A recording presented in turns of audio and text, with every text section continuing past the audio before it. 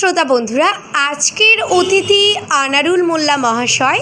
ওনার বয়স ৪৫। উনি পেশায় চা বিক্রেতা এবং ওনার ঠিকানা হলো গ্রাম উত্তর চাঁদপুর, ডাকঘর এবং গ্রাম পঞ্চায়েত মাখালগাছা, ব্লক হাসনাবাদ, জেলা উত্তর ২৪ পরগনা, পশ্চিমবঙ্গ ৭৪৩৪২২। আমাদের আজকের এই পর্বের মূল উদ্দেশ্য হলো প্লাস্টিক ব্যবহার বর্জন করুন। শুভ সকাল শ্রোতা বন্ধুরা, আপনারা শুনছেন 91.2 FM রেডিও সুন্দরবন। সাথে আমি আছি আরজে রিয়া এবং আমার সাথে আজ আছেন এক বিশেষ অতিথি, উত্তর চাঁদপুর গ্রামের চায়ের দোকানদার শ্রী আনারুল মোল্লা মহাশয়।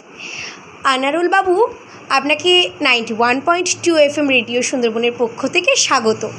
ধন্যবাদ। শুনেছি আপনি সম্প্রতি প্লাস্টিক দূষণ কমানোর জন্য একটি গুরুত্বপূর্ণ পদক্ষেপ নিয়েছেন, তো সেটি আমাদের শ্রোতা বন্ধুদের সাথে কি আপনি শেয়ার করবেন? হ্যাঁ, অবশ্যই। আমি নিয়মিত রেডিও সুন্দরবনের প্লাস্টিক বর্জ্য ব্যবস্থাপনা বিষয়ক অনুষ্ঠান শুনি। সেই অনুষ্ঠান আমার চোখ খুলে দিয়েছে। বুঝতে পেরেছি প্লাস্টিক চায়ের কাপ আমাদের পরিবেশের জন্য কতটা ক্ষতিকর। অসাধারণ। এরপরে আপনি কি সিদ্ধান্ত নিয়েছেন? আমার দোকানে প্লাস্টিক চায়ের কাপ একেবারেই বন্ধ করে দিয়েছি।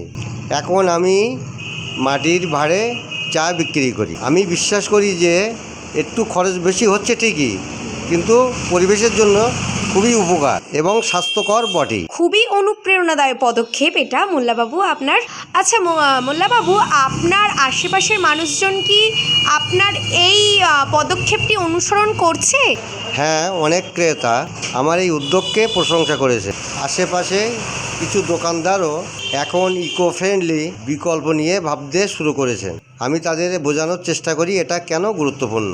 মোল্লাবাবু, আপনার এই প্রচেষ্টা প্রমাণ করে যে ছোট ছোট পরিবর্তনও কিন্তু বড় প্রভাব ফেলতে পারে সমাজের জন্য। আপনার এই অবদান সত্যি কিন্তু প্রশংসনীয়। ধন্যবাদ রেডিও সুন্দরবনকে। আপনাদের অনুষ্ঠান না শুনলে আমি হয়তো বুঝতেই পারতাম না আমরা প্রতিদিন কতটা ক্ষতি করছি।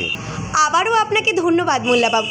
আর প্রিয় শ্রোতা বন্ধুরা, আসুন আজ আমরা সকলে মিলে প্রতিজ্ঞা করি প্লাস্টিক ব্যবহার আমরা কমাবো এবং আমাদের পরিবেশ এবং সুন্দরবনকে আমরাই রক্ষা করব। সাথে থাকুন রেডিও সুন্দরবন 91.2 FM এবং শুনতে থাকুন আরও অনুপ্রেরণাদায়ক গল্প। নমস্কার।